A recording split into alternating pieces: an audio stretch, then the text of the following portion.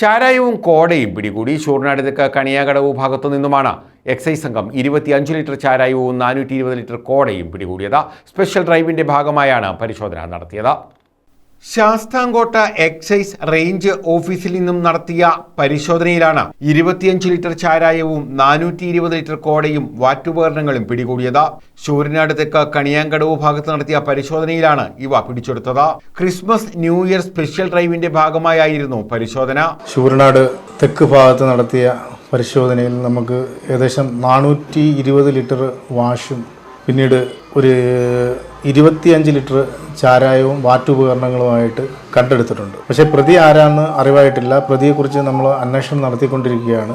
ഏകദേശം നമുക്കൊരു ചെറിയ ധാരണ പ്രതിയെക്കുറിച്ച് നമുക്ക് വന്നിട്ടുണ്ട്.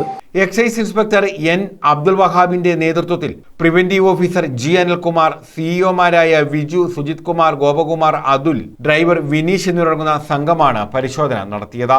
News bureau, Sasthamkotta.